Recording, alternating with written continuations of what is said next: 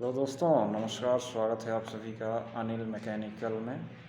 जी हाँ दोस्तों, आज हम आप सभी के लिए बहुत अच्छा वीडियो लेके आए हैं, ओम्स लॉ। तो आज हम पढ़ेंगे ओम्स लॉ कैसे वर्क करता है डीसी सर्किट में। तो आज हम नहीं बल्कि हमारे सर आपको बताएंगे कैसे ओम्स लॉ वर्क करता है डीसी सर्किट में।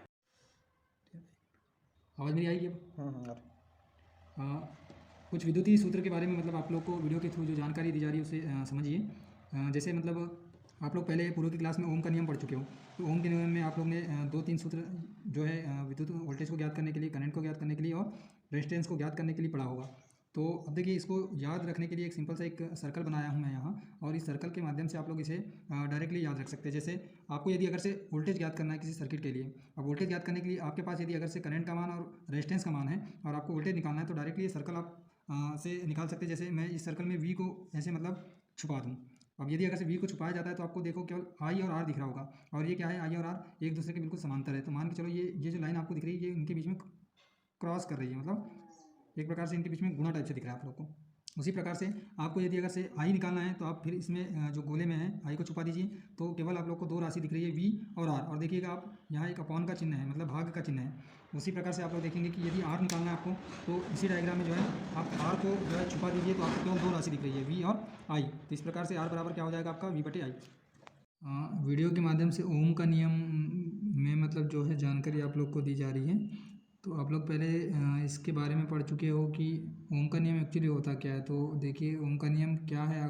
मतलब जब किसी चालक की भौतिक अवस्था, मतलब कोई यदि अगर से ऐसा चालक लिया जाए जिसमें सप्लाई हम लोग देंगे और उसकी भौतिक अवस्था जैसे ताप दाब आदि में कोई परिवर्तन ना किया जाए, तो चालक के सिरों के मध्य विभवांतर। अब चालक के सिरों के मध्य विभवांतर का मतलब ये है कि ये जैसे आप लोग के लिए सप्लाई के लिए एक बैटरी इसमें लगी हुई है और ये आपका रेजिस्टेंस है, मतलब ये चालक है। तो इसके सिरों के मध्य, ये दो इसके सिरे जो दिख रहे हैं इसके मध्य जो विभवांतर उत्पन्न होता है चालक में प्रवाहित धारा के समानुपाती होता है। मतलब ये जो चालक है इसके ही वो समानुपाती होगा विभवांतर। आगे देखिएगा, इसमें एक मैं सर्किट डायग्राम बनाया हूँ। मतलब इस सर्किट डायग्राम में आप लोग देखिए, इसमें एक वेरिएबल रेजिस्टेंस लगा हुआ है। वेरिएबल रेजिस्टेंस मतलब आप रेजिस्टेंस के मान को कम ज़्यादा करके वोल्टेज के मान को कम ज़्यादा कर सकते हैं। एक इसमें स्विच लगा हुआ है, ये स्विच का आपको सिंबल दिख रहा है, ये पुश बटन स्विच है एक प्रकार से। एक बैटरी लगी हुई है सीरीज़ में, और बैटरी देखिएगा कि इसमें एक पॉजिटिव इसका सिरा है और एक नेगेटिव है। हाँ, इसमें ये जो तीर का निशान है ये करंट डायरेक्शन को इसमें दिखा रहा है कि आपकी जो करंट है ये प्लस से माइनस की ओर जाती हुई दिख रही है। इसमें आप आगे देखिएगा कि इसमें एक रेजिस्टेंस लगा हुआ है, और इसी से ही हम लोग निष्कर्ष निकालते हैं ओम के नियम का। और ये रेजिस्टेंस जो है इसके पैरेलल में एक वोल्टमीटर लगा हुआ है जो वोल्टेज को मेज़र करता है, और ये जो रेजिस्टेंस है इसके सीरीज़ में एक अमीटर लगा हुआ है जो करंट को मेज़र करता है। हमें सत्यापित ये करना होता है इस नियम में कि वोल्टेज जो है प्रोपोर्शनल होता है आई के।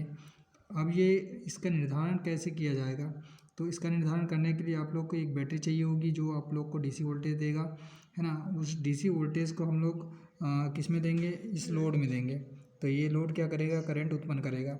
हाँ, अब देखिएगा कि ये तो फिक्स मान की बैटरी होगी, जैसे 9 वोल्ट हो गया, 12 वोल्ट हो गया, लेकिन हमें तो नियम का सत्यापन करना है।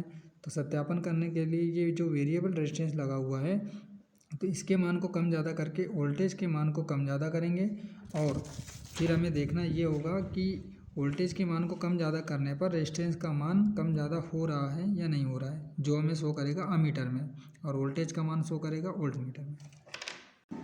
अब देखिएगा कि ओम का नियम जो है वो उपयोग किया जाता है विद्युतीय परिपथ जो होगा आपका, उसमें वोल्टेज यदि अगर से आपको ज्ञात करना है, करंट ज्ञात करना है या प्रतिरोध ज्ञात करना है, तो इस नियम के द्वारा ये तीनों विद्युत राशियों को ज्ञात किया जा सकता है। जैसे आप लोग जानते हैं कि V बराबर आई इंटू आर होता है, I बराबर V बटे आर होता है, और R बराबर V बटे आई होता है। तो इस प्रकार से तीनों विद्युत राशियों को इससे निकाल सकते हैं।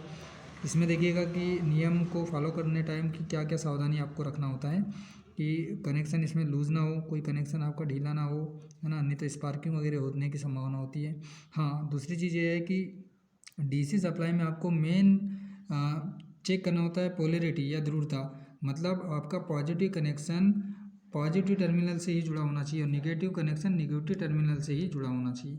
नहीं तो आपका जो मीटर रहेगा ना वो विपरीत डायरेक्शन में जो है मेजर करेगा राशियों को।